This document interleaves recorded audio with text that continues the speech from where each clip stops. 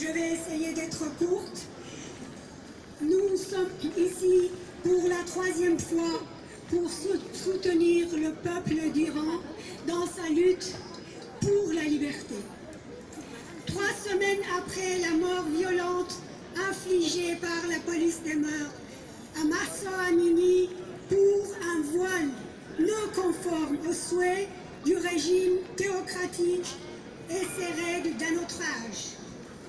Les femmes, les hommes et surtout la jeunesse sont toujours dans les rues de Téhéran et celles de plus de 100 villes à travers le pays, et cela malgré la répression féroce des forces de l'ordre.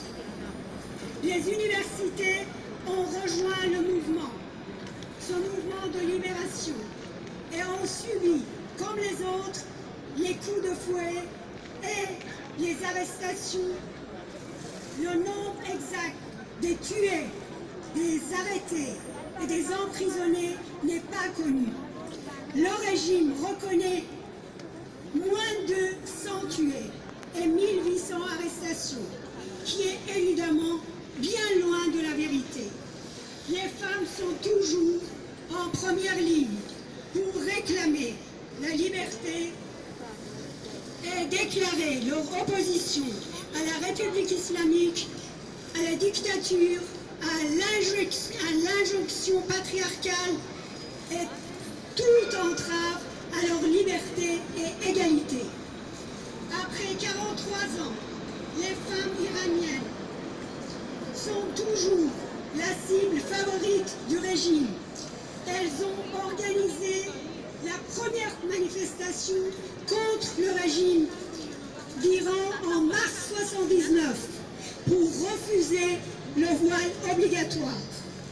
Aujourd'hui, malgré une situation économique, sociale et politique catastrophique, malgré l'inflation, la corruption, la répression à tout va, la première demande des manifestants, c'est femme, vie, liberté. Femme, vie, liberté! Femme, vie, liberté! Femme, vie, liberté! Femme, vie, liberté! Femme, vie, liberté! Femme, vie, liberté! C'est pour cela que le régime n'hésite pas à tuer même les collégiennes et lycéennes quand elles enlèvent leur voile imposé et qui reprennent le slogan « Femme, vie, liberté ». Aujourd'hui, à quelques jours, à 2 jours maintenant, de la journée